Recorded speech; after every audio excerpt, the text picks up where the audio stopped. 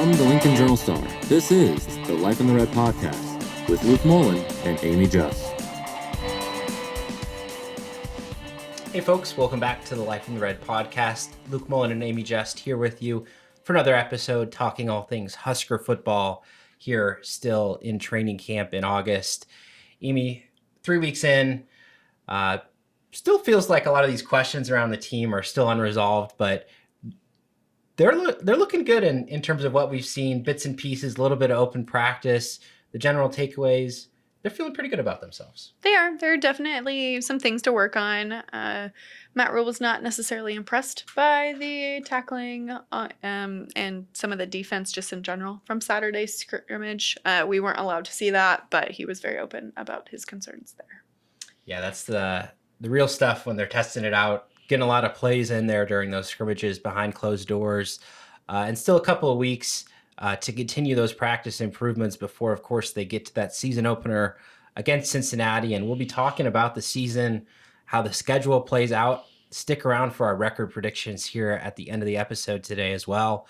But starting things off with a few general updates. First, in terms of the injuries, of course, Mac Markway already out for the season, the tight end, but Matt Rule updating two other Huskers out, defensive back Bly Hill and linebacker Gage Stanger also expected to miss the season.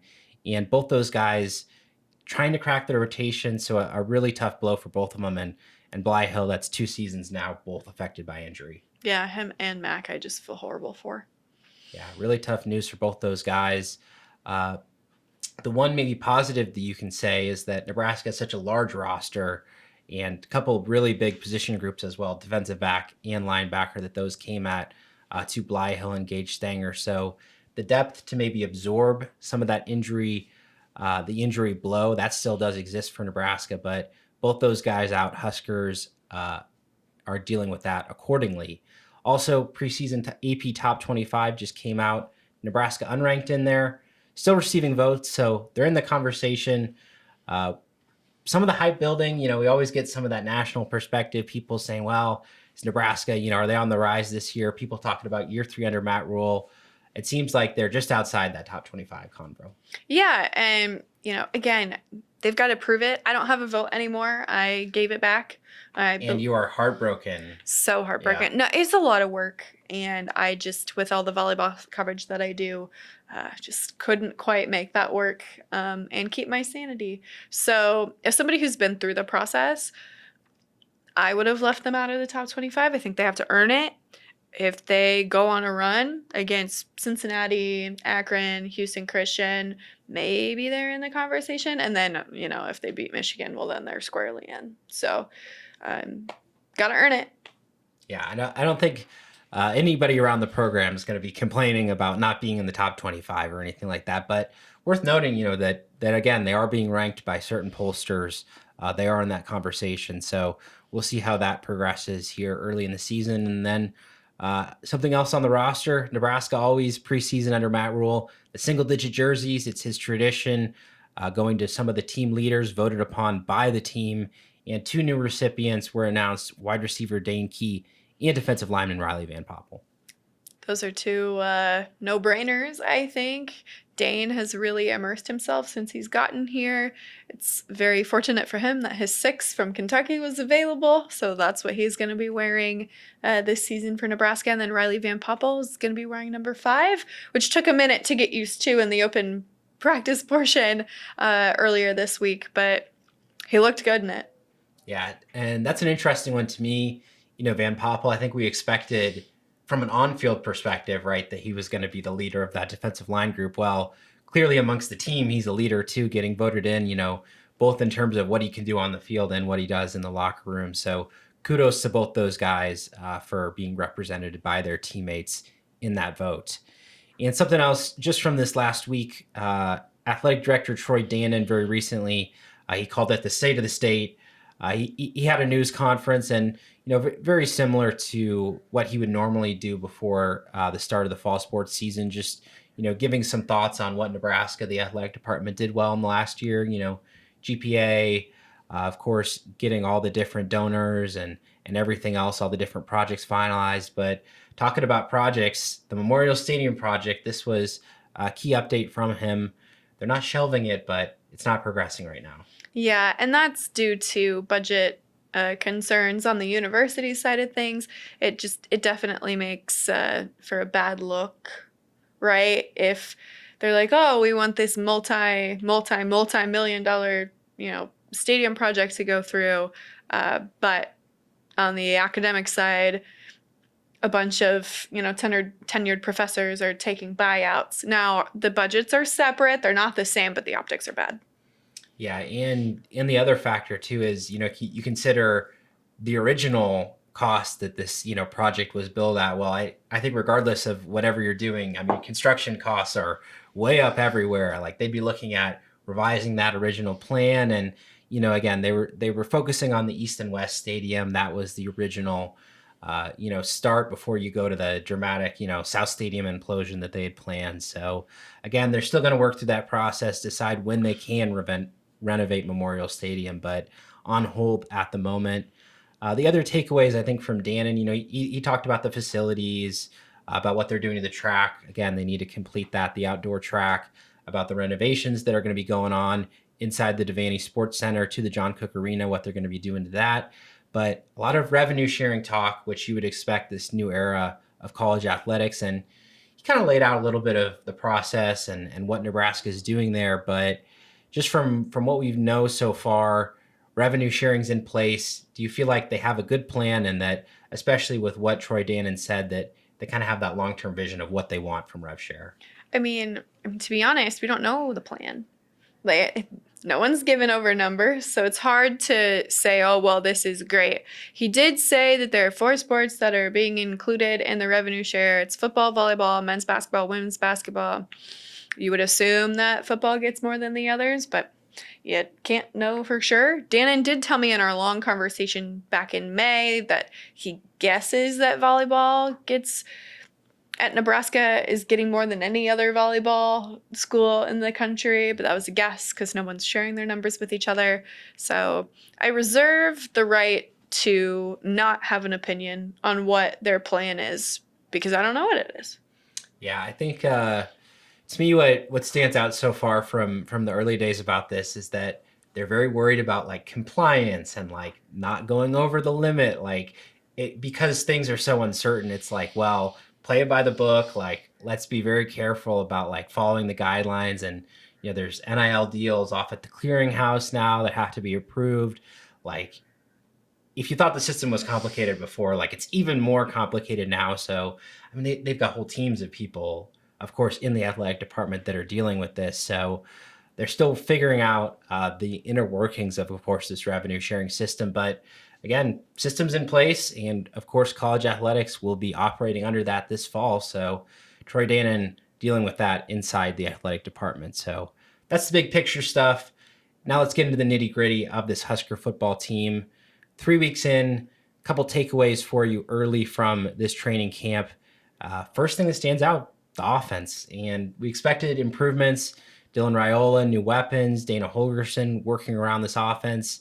And again, they look good against themselves, in bits and pieces and scripted plays. Not a full scale game, not a scrimmage that we know what's going on, but Raiola working with those wide receivers, really good progress so far in camp. Yeah, I would agree with that. I like what options there are, not to be dismissive of the guys that they had last year, but I think there's just more options for pass catchers, and not just your receivers, right? But your pass catching running backs and the tight ends that you can factor into this. So yeah, I like the options that they've got there. Definitely. And, we got to look inside that open practice about a week ago, and something that stood out to me on the offensive side of the ball was TJ Lateef. And I don't want to be like too hyperbolic, but if Dylan Raiola wasn't on this roster, people would be saying like, man, when's Lateef going to be ready? Because he is just that smooth of a passer. He had that pocket presence, knowing when the pressure was coming. Again, no contact. They can't sack him. Not the same as a game, but all the physical gifts were there. Just watching him throw, going through those reps, it was like this guy has a really high potential at Nebraska. Yeah, without question. Or wherever he ends up going. he wants to play somewhere else. Yep. No guarantees in this era. Nope. A guy's on the roster one year doesn't mean he will be on the roster the next. But We miss you, Danny Kaelin. Yeah. Thought I would mention Latif because Jalen Gramstad, still expect him to be that backup quarterback. He's got the experience, but Latif, a year developing, very interested to see where that takes him. And then those running backs as well. Emmett Johnson, he's running well. He looks big. He looks strong. He looks physical. He does. He really does. I think he took a really intentional approach in the offseason about focusing on all of the things that he can control. His body composition, getting stronger, more confidence. Not that he wasn't confident before, but he looks ready. Yeah, definitely elevating his game from that success that he had down the stretch last year. But the key question about that group was who's going to back him up. And Quentin Ives, he's been held out. So it's Mekhi Nelson and Isaiah Mosey. Those are the guys who Matt Rule has said have stepped up as the backups, and got a little bit of a look at them over these last 2 weeks, and really impressed by Mekhi Nelson. Mm-hmm. We've heard it from the coaches too, but like he looks like a different player out there from what we saw last year. Really, really smooth runner, developing as well. And then to me, Mosey, still some of those fine aspects of the running back play, like those are still being developed, but he's just an athlete, and they can't wait to use that guy. It would not surprise me if he finds his way onto the field in multiple ways this season. Yeah, and I would say like week 1 too. Like I don't think that's going to be a slow process. Like he's going to be on the field for some snaps. Does that mean touches? I don't know, but he's going to be on the field. Yep. Yeah, so that running back position, they're figuring out those backups, that picture.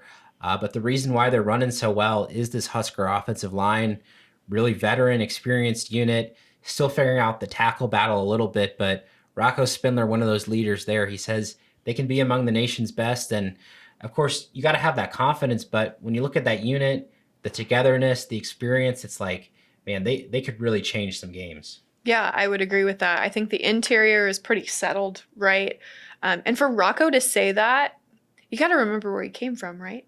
Notre Dame, a team that, was competing for a national championship. So, like, he knows what it takes to get to that level. He knows what it takes to play on a, nationally, relevant, nationally awarded offensive line. So that was interesting when he said that. Yeah, definitely shows the confidence and shows the caliber of that offensive line.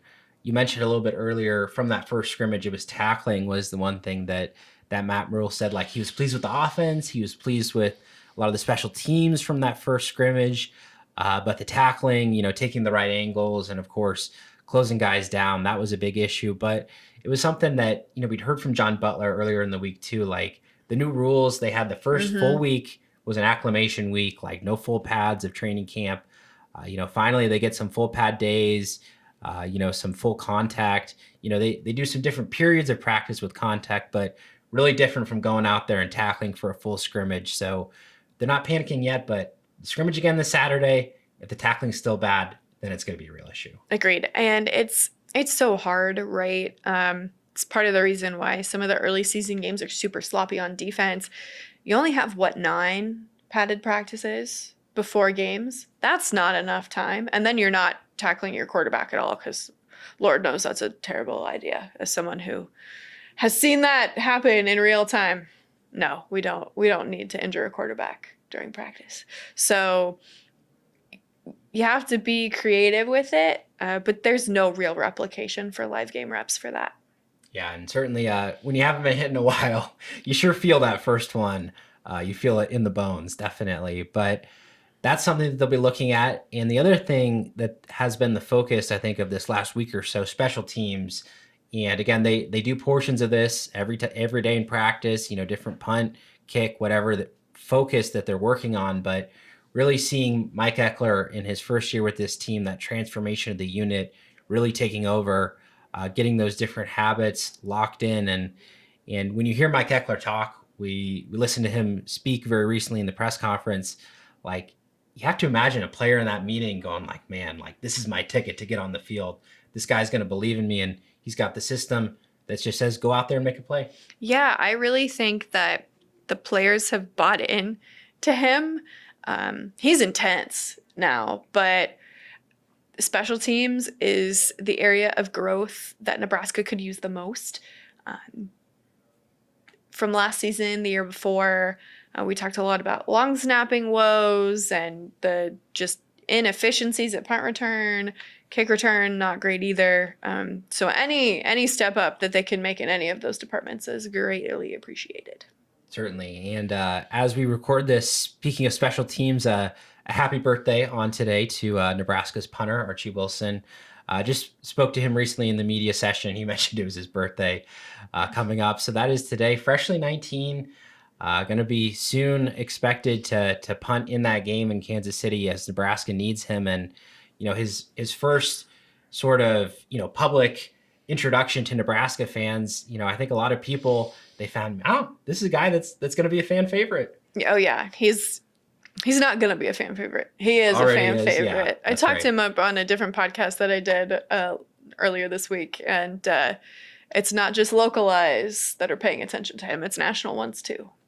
How about that? Yeah, I mean, every time Matt Rule has a chance to say something about Archie Wilson, he's got some fun anecdote. And of course, the young man, he did very well, of course, to come out there and speak about his journey, coming from Australia as well and being a long way away from his family. That was the moment that went viral. But what really stood out to me was him just talking about like the kind of the whirlwind that it was. And then like going in and like punting every day in the summer, like he'd go into the stadium with Brett Maher to like test out inside Memorial Stadium, get used to the wind, like very, very high level understanding of what they need in this system. And Mike Eckler brought him in for a reason. Very excited to see if the punting game looks any different, of course, with him in charge. And that brings us to our quick fire questions, special teams only today. We were talking about punting. Let's talk about the punt returners, the players that they've got working back there mentioned by the Nebraska coaches, Andrew Marshall, Caleb Benning, Ja'Cory Barney, and Isaiah Mosey.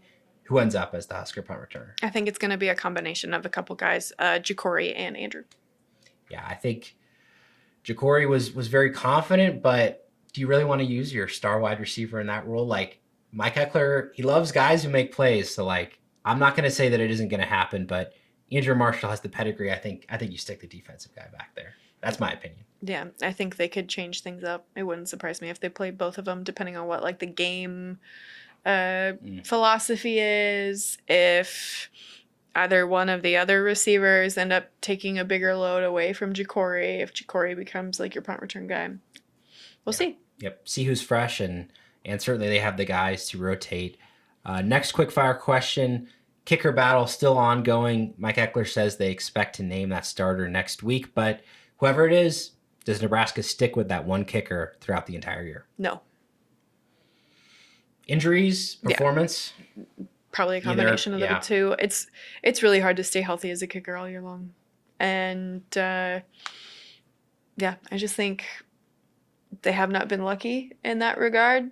And I would like to be wrong. I would like no injuries, everything to be fine, because I hate writing about that, but probably not.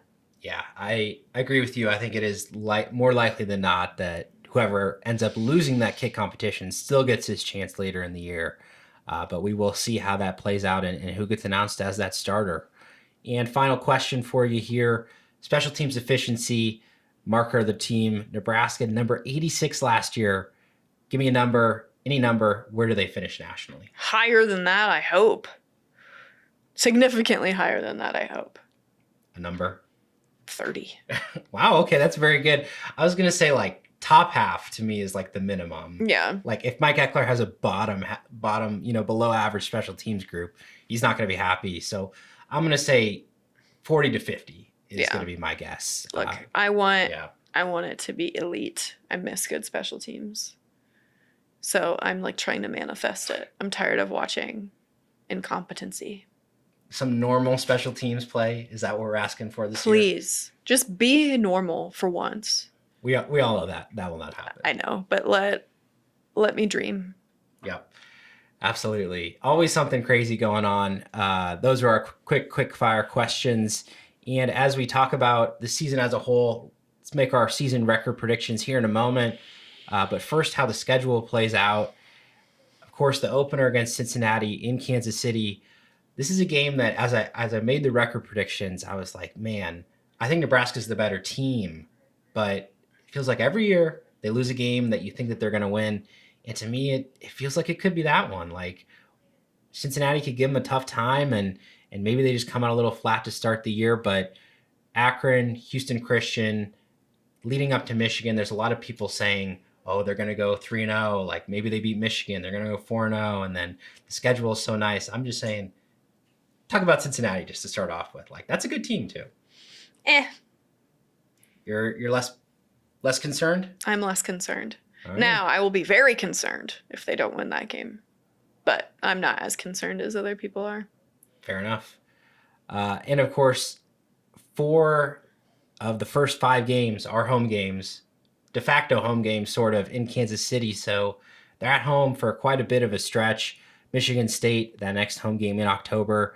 Then they go on the road later in the season. Maryland, Minnesota, UCLA, and Penn State. Always tough to win away from home. And certainly you look at those like Penn State, that's how are they going to go into Penn State and win that game? Like that's basically what comes to mind. But at the end of the year, can be a very different team than it is now. That November slate, USC, UCLA, Penn State, Iowa, like that's going to define the season again. Yeah, I think so too. Absolutely. So record predictions, we got to throw a number out there. I'm not going to make us say which game is which, win or loss, but I will go out. I will say 8-4 is the record for Nebraska after the regular season. Again, the Cincinnati game, I don't know, just a feeling about it. But Michigan, that's a tough one. Of course, USC, Penn State, Iowa is always difficult. And then I think the one you can just pencil in, of course, along with Penn State at Minnesota, like that's a tough place to play. They always struggle with Minnesota. But a lot of talent on this team, and ultimately, I see the growth coming from last year. Yeah, I think the floor is 6, the ceiling is 11, and they'll be 8, 9-ish. Is what I think. If everything breaks right for them, they'll get to 11. But that has never happened in my lifetime.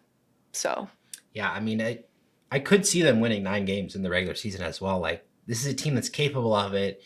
And I think the reason why we're projecting this growth is that offense that we were talking about, how much better they're going to be. And then you look at the defense and, you know, people say, well, question marks here, question marks there. Like John Butler is a good coordinator. Like Matt Rule has this vision for the defense that they built up. You know, guys like Riley Van Poppel, they have the experienced secondary, pretty good linebacker room as well. Like I see that defense being good and the offense taking a big step. And you look at that, and I mean, you got to think like that's got to be worth 2 or 3 wins, a big step like that. yeah, and it doesn't need to be big steps. It needs to be, honestly, the incremental steps to where they stop losing on last-second field goals. If that one thing changes, they're significantly better. Yeah, I guess just the big step at the end of the day, right? Yeah. You know, it's maybe 50 yards here, you know, 1 or 2 plays here or there. But when it's all said and done too, like Dylan Raiola, he was good as a freshman. Expect him to take, again, improvements under Dana Holgorsen there as a sophomore. That's sort of the optimism around this team. And so as we kind of get into this final stretch of training camp leading up to Cincinnati, what do you think that they need to accomplish this next week and a half to feel good about going into that season opener? Again, just with the tackling, you know, make the most of the opportunities that you have with shoring that up. Yeah, for me, I would just say the running back position behind Emma Johnson, make sure, are those young guys ready? You know, are they ready to run behind that O-line? You know, full knowledge of that playbook, what Holgorsen needs. I think that is what they need to get done in this next week or so. And of course, that season opener here coming closer and closer. So much excitement here in Lincoln around this year's Husker football team. And all the updates, all the information will be there for you online at our website, journalstar.com. That'll do it for today's season preview episode of the Life in the Red podcast. We'll see you again next week. Thank you for listening to this week's Life in the Red podcast. Our theme music is composed by Sasha Indy. The stories continue on journalstar.com.